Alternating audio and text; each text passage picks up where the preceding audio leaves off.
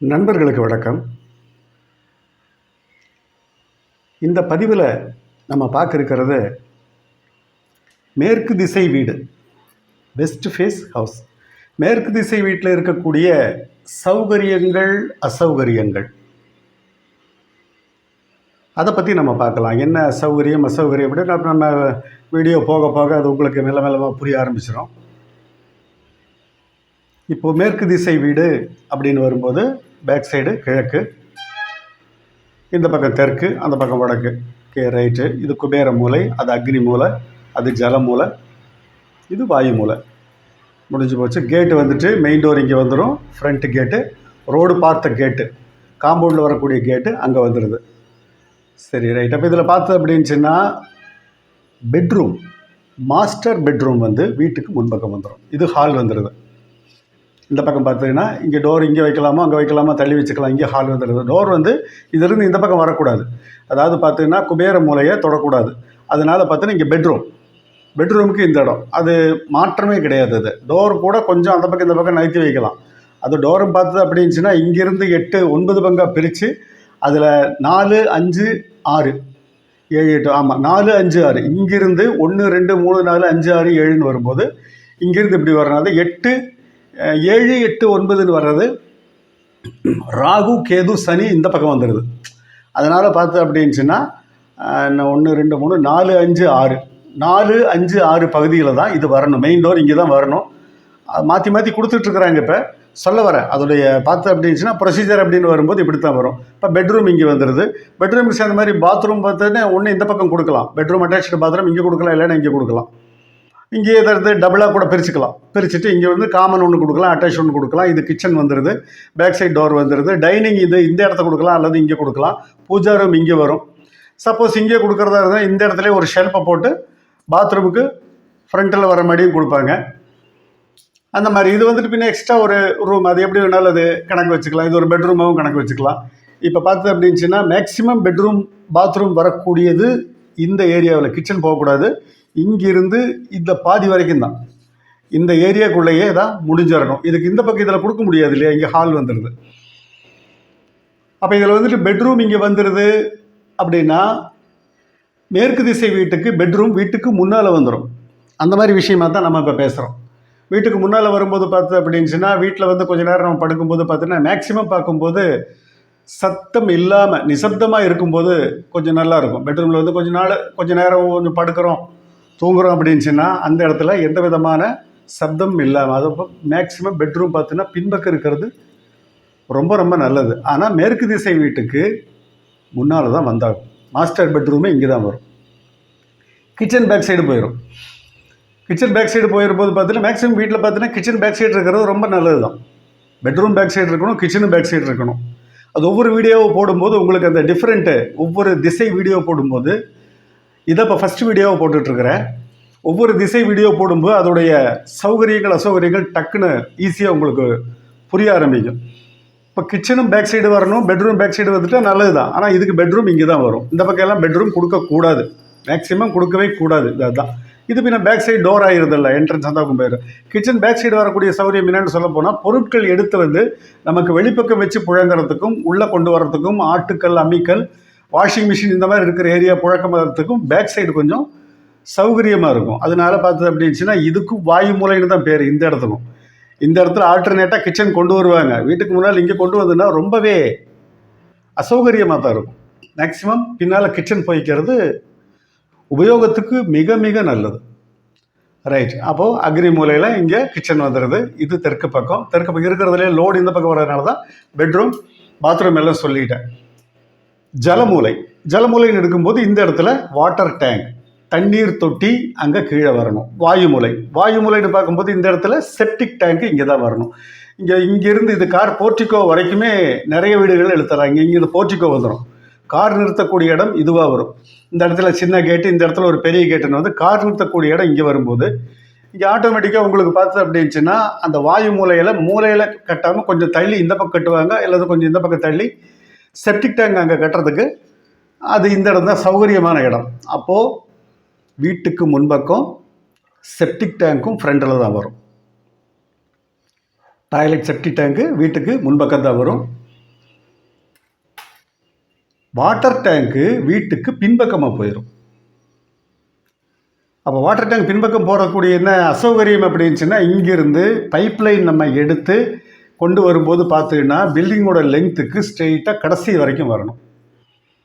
கடைசி வரைக்கும் வரும்போது பார்த்தீங்கன்னா நார்மலாக நம்ம சொல்கிறது உங்களுக்கு தெரிஞ்சிருக்கும், அவங்கவுங்க வீட்லேயே தெரியும்.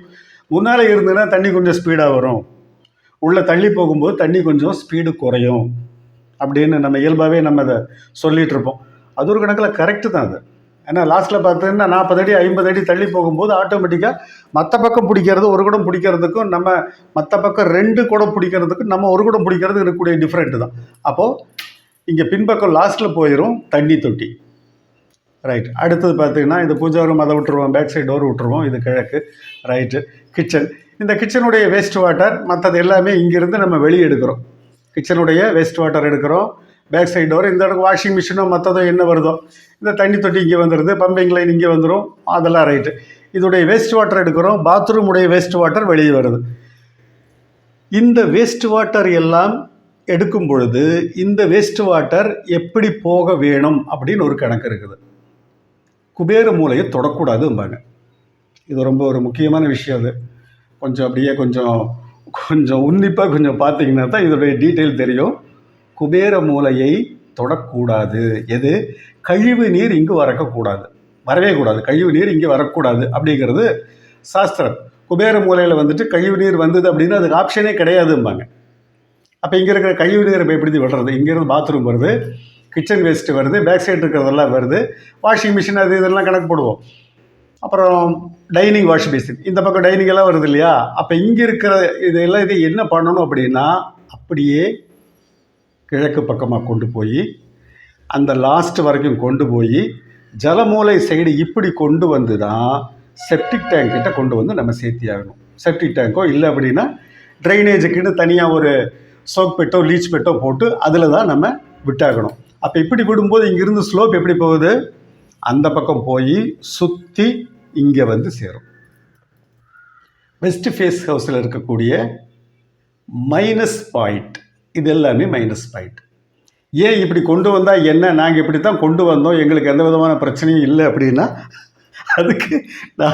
அதுக்கு நான் பதில் சொல்கிறதுக்கு சொல்ல முடியாது, பிரயோஜனம் இல்லை.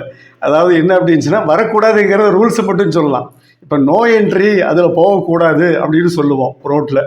நான் அதில் போனேன்னு எனக்கு ஒன்றும் பிரச்சனை இல்லையே அப்படின்னு சொல்லி நம்ம அதுக்கு என்ன பதில் சொல்ல முடியும்?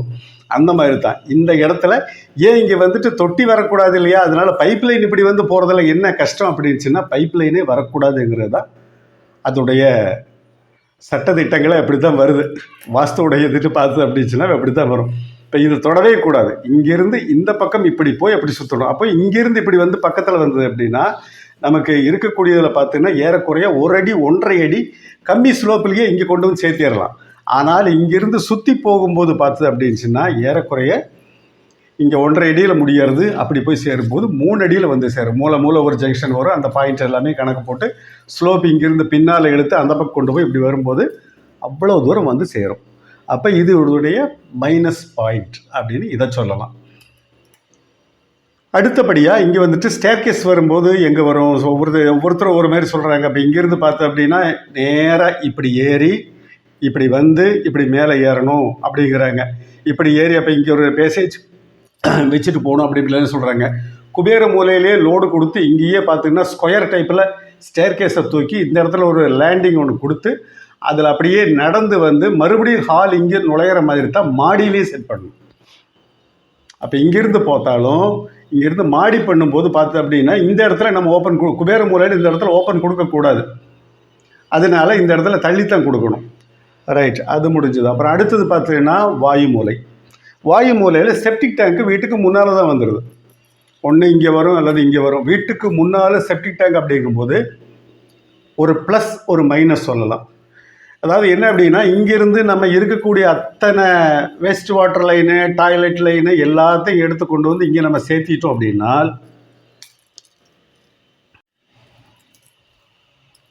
கரெக்டாக காம்பவுண்டு கிட்ட வந்து சேர்ந்துடும். இந்த லைன் பூராமே செப்டிக் டேங்கில் காம்பவுண்டு கிட்ட வந்து சேர்ந்துடும். அப்போ இப்படி வந்து சேரும்போது நமக்கு நாளைக்கு பார்த்தீங்கன்னா UGD underground drainage line கார்பரேஷன்காரங்க கொடுக்கக்கூடிய அந்த லைனில் கனெக்ஷன் பண்ணும்போது டக்குன்னு ஈஸியாக வந்து இப்படி சேர்ந்துடும். அது ஒரு ப்ளஸ் பாயிண்ட்டு. நமக்கு பெருசாக அந்த கார்பரேஷன்காரங்க லைன் போடும்போது இது வந்துட்டு இங்கே இல்லை, பேக் சைடு இருந்தது, வாயு மூலையாக இருந்தது வந்துன்னா அப்படி வரும். வேறு பிக்சரில் நான் அதை காட்டுறேன். அப்படி வந்தது அப்படின்னுச்சுன்னா நமக்கு மறுபடி எல்லா பைப் லைனையும் உடைச்சி எடுத்து திருப்பி மறுபடி கொண்டு வந்து சேர்த்துறதுங்கிறது ஒரு மிகப்பெரிய செலவும் வேலைகளும். குடியிருக்கிற வீட்டில் பண்ணுறது அவ்வளவு சிரமத்தை கொடுக்கும். அதனால இது வந்துட்டு செப்டிக் டேங்க் இங்கே வர்றது நமக்கு அது ஒரு விதத்தில் சௌகரியம். இந்த இடத்துல நாளைக்கு யூஜிடி லைன் வரும்போது கனெக்ஷன் கொடுக்கலாம். என்ன அசௌகரியம், வீட்டுக்கு முன்னாலேயே செப்டிக் டேங்க் வர்றது ஒரு அசௌகரியம் தான். அதாவது பார்த்து அப்படின்னா 2 விஷயத்தையும் சொல்லுவாங்க. ஜலமூலை இங்கே வந்தது அப்படின்னா கூட தண்ணி தொட்டியை மிதிச்சுட்டு நம்ம வீட்டுக்குள்ளே போகக்கூடாது, அது ஒரு சாஸ்திரம்பாங்க. அப்போ செப்டிக் டேங்கை மிதிச்சுட்டு போகிறதும் அதே தான். அப்போ இது ஒரு அசௌகரியம். இன்னொன்று பார்த்தீங்கன்னா இதோட ஏர் பைப் எங்கே வரும், செப்டிக் டேங்குடைய ஏர் பைப்பு எந்த இடத்துல வரும், இந்த காம்பவுண்ட் ஒட்டி தான் வரணும் அல்லது பில்டிங் ஒட்டி தான் வரணும். ஏர் பைப்பு கட்டாயம் கொடுக்கணும். செப்டிக் டேங்கில் கொடுக்காம போட்டாங்க அப்படின்னுச்சுன்னா அது லைனில் எல்லாமே கொஞ்சம் பாதிப்பு வரும். அப்போ இப்படி வரும்போது பார்த்து அப்படின்னா இந்த பைப் லைனில் வரக்கூடிய செப்டிக் டேங்கில் இருந்து வரக்கூடிய அந்த ஸ்மெல் அந்த பைப் லைன் வழியே வீட்டுக்கு முன்பக்கம் பரவிட்டு இருக்கும். அப்போ இந்த மாதிரி இருக்கக்கூடிய சௌகரியங்கள் அசௌகரியங்கள் மேற்கு திசை வீட்டில் இப்படி இருக்குது. அப்போ அது வந்துட்டு கட்டுறவங்க இன்னும் சில விஷயங்களை என்ன சொல்ல போகலாம். இன்னொரு முக்கியமான விஷயம் இருக்குது. அது பாருங்களா, இவ்வளோ நேரம் நான் யோசனை பண்ண விட்ட மெயினாக தான் பேசணும். இது எழுதி வச்சு பேசுறதில்ல, அப்படியே ஞாபகத்தில் வச்சுட்டு அப்படியே மைண்டு கொண்டு வந்துட்டு பேசுகிறது தான். முக்கியமான விஷயம் என்ன அப்படின்னா, நல்ல யோசனை பண்ணால் உங்களுக்கே அது புரிஞ்சிருக்கும். என்ன அப்படின்னா பாருங்கள், நல்ல ஒரு பாயிண்ட்டு. மேற்கு பகுதியும் தெற்கு பகுதியும் உயரமாகத்தான் இருக்க வேண்டும், அதுதான் முறை இல்லைங்களா. இதுவும் பார்த்தீங்கன்னா ஏரி, இந்த 2 கையும் ஏறித்தான் வரணும், கிழக்கு பகுதி சரிவாக வரணும் அப்படிம்பாங்க.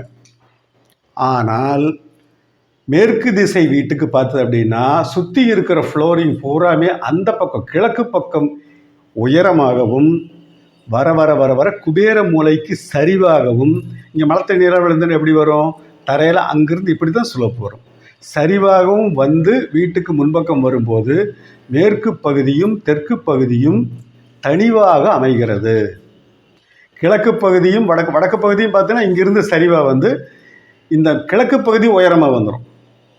கிழக்கு பகுதி உயரமாக வந்துன்னா தான் சுற்றி இருக்கக்கூடிய சரௌண்டிங் ஏரியாவில் விழுகக்கூடிய மழை நீர் அல்லது கழுகி விடக்கூடிய வேஸ்ட் வாட்டர் அது எல்லாமே பார்த்தீங்கன்னா ஃப்ரண்ட்டில் வந்து இந்த கேட்டில் மெயின் கேட்டில் இப்படி போகும். அல்ல அப்படின்னா இங்கே வந்து சேரணும் அப்படின்னா இந்த பகுதி சரிவாக வரும். ஆனால் மேற்கு பகுதியும் தெற்கு பகுதியும் உயரமாக இருந்து இந்த பக்கம் சரிவாக இருந்ததுன்னா தான் அது சாஸ்திரம். அப்போ மேற்கு திசை வீட்டுக்கு அந்த அமைப்பில் ஒரு பெரிய மைனஸ் பாயிண்ட். அது தரைப்பகுதி இங்கே சரிவாகவும் இங்கே உயரமாகவும் இருக்கும், அப்படியே உல்டாவாக இருக்கும். நான் மறுபடியும் சொன்னதே தான் சொல்கிறேன். மேற்கு பகுதி உயரமாகவும் தெற்கு பகுதி உயரமாகவும் இருந்து கிழக்கு பகுதியும் வடக்கு பகுதியும் சரிவாக அமைந்தால் அது சரியான ஒரு முறை என்று கூறலாம். ஆனால் இந்த மேற்கு திசை வீட்டுக்கு கிழக்கு பகுதி உயரமாகவும் வடக்கு பகுதி லைட்டாக இப்படி சரிவாக வந்துடும்.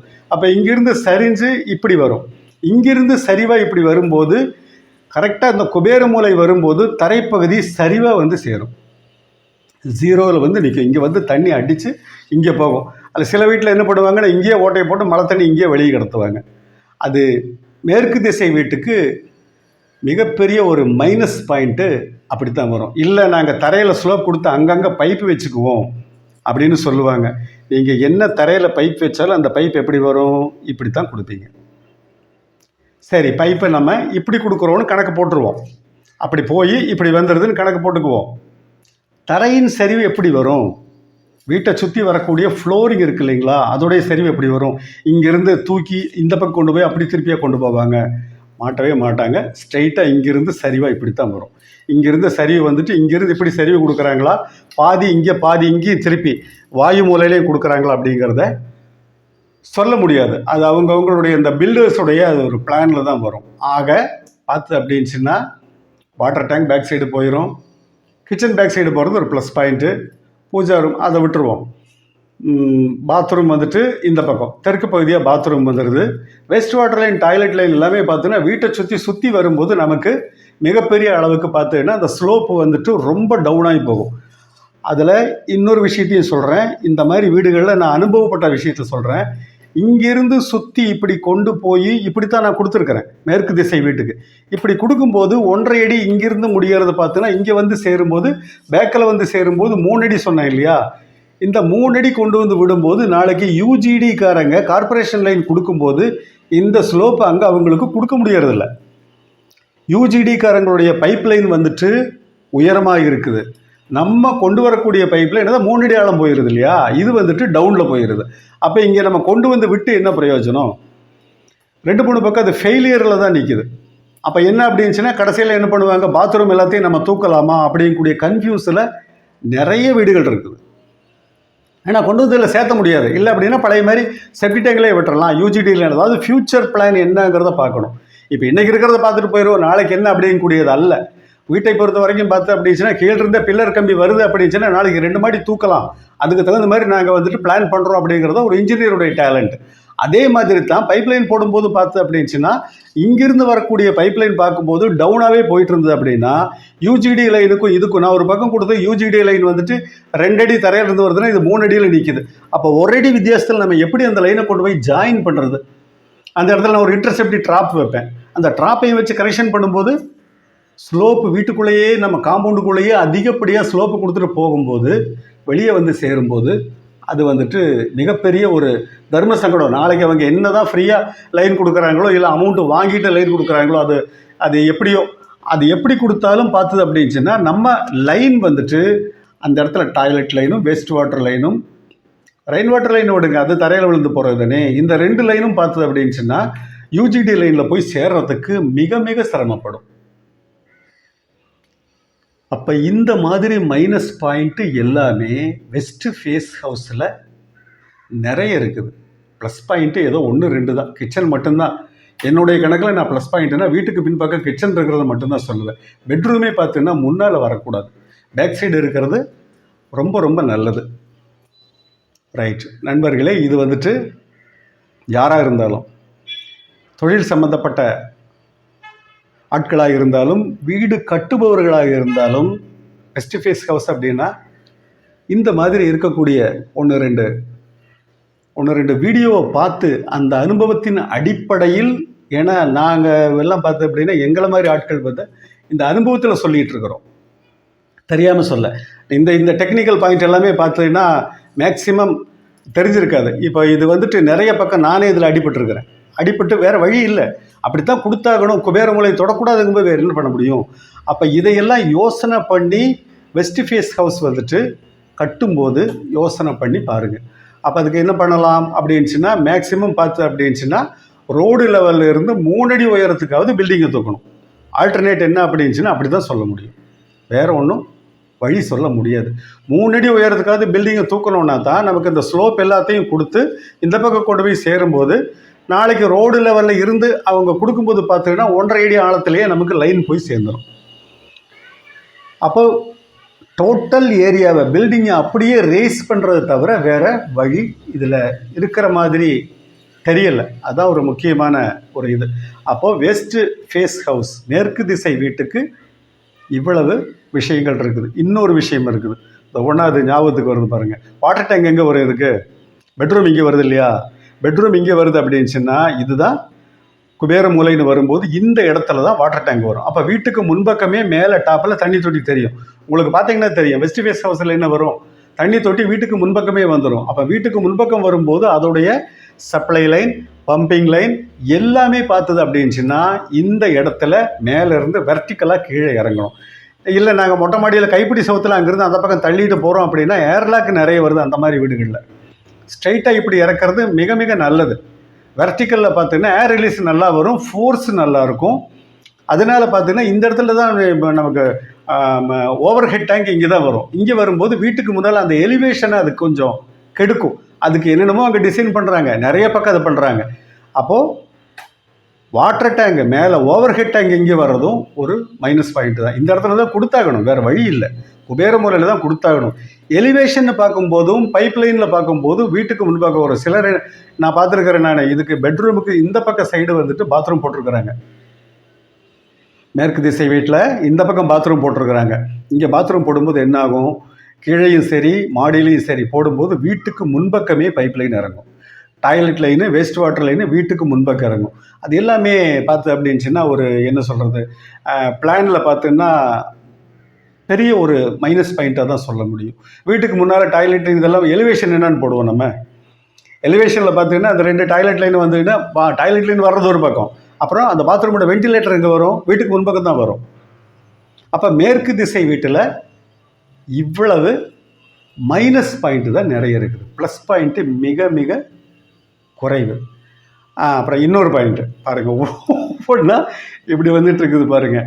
இதில் வந்துட்டு என்ன பண்ணுவோம் அப்படின்னுச்சுன்னா, மழை நீர் மேலேருந்து வரக்கூடிய ரெயின் வாட்டர் லைன் இருக்கு இல்லையா, அந்த ரெயின் வாட்டர் லைன் எங்கே இறக்குவோம், அதுக்கும் வாஸ்துவில் என்ன சொல்கிறாங்க அப்படின்னா, தெற்கு பக்கம் மழை நீர் இறக்கக்கூடாதாமா. தெற்கு பக்கம் இறக்கக்கூடாது, வெஸ்டர்ன் சைடும் மழை நீர் இறக்கக்கூடாது. வடக்கு பக்கம் இறக்குங்க, கிழக்கு பக்கம் இறக்குங்க.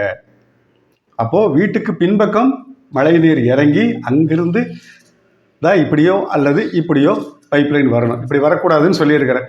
அப்போ இங்கேருந்து மழை நீர் மேக்சிமம் பேக் சைடு தான் இங்கே இறங்கியாகணும். இந்த கட்டடத்துக்கு இந்த மேற்கு திசை வீட்டுக்கு சாஸ்திரம் அப்படி தான், இங்கே தான் இறங்கணும். வடக்கு பக்கம் கொடுக்கலாம், கிழக்கு பக்கம்தான் மிக மிக முக்கியமாக சொல்கிறாங்க.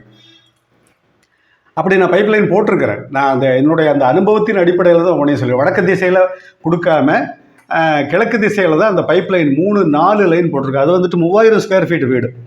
அதனால் வீடு கொஞ்சம் பெரிய வீடானால மொட்டை மாடியிலேருந்து இந்த பக்கமே 4 பாயிண்ட் இறங்குது rain water line. 3000 square feet வீடு, மறுபடியும் சொல்கிறேன்.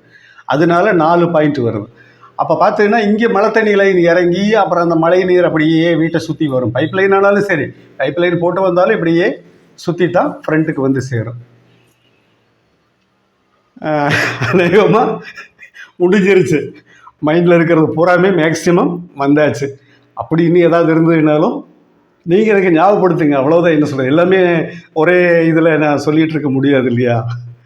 நல்லது நண்பர்களே, இதை நீங்கள் வீடு கட்டும்போது இது எல்லாத்தையும் ரொம்ப ரொம்ப ஞாபகத்தில் வச்சுட்டு பண்ணுங்கள்.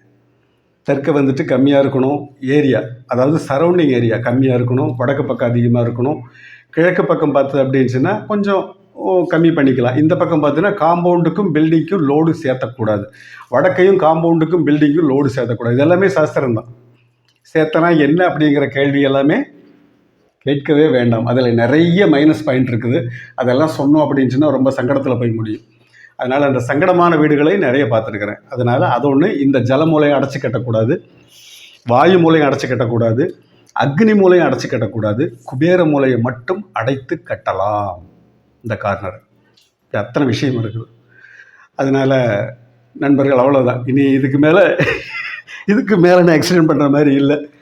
நல்லது நண்பர்களே, இதை மனசில் வச்சுட்டு வெஸ்ட் ஃபேஸ் ஹவுஸ் அப்படிங்கும்போது இவ்வளோ விஷயங்களை ஞாபகத்தில் வச்சுட்டு ப்ரிப்பேராக அதுக்கு ரெடி ஆகுங்க. அந்த என்ன பிளான் வந்தாலும் எது வந்தாலும் யோசனை பண்ணி, நான் கிரவுண்ட் ஃப்ளோர் மட்டும்தான் காட்டியிருக்கிறேன். ஃபஸ்ட்டு ஃப்ளோர் எல்லாமே உங்களுக்கு டிராயிங் எப்படி வரும்னு கட்டல தான் சொன்னேன். ஸ்டேர் கேஸ் இங்கே வருதுன்னு சொன்னதுனால அது எப்படி வருதுங்கிறது அதுக்கு தகுந்த மாதிரி, இடத்துக்கு தகுந்த மாதிரி நல்ல இன்ஜினியர்கிட்ட நல்ல பிளானாக வாங்குங்க.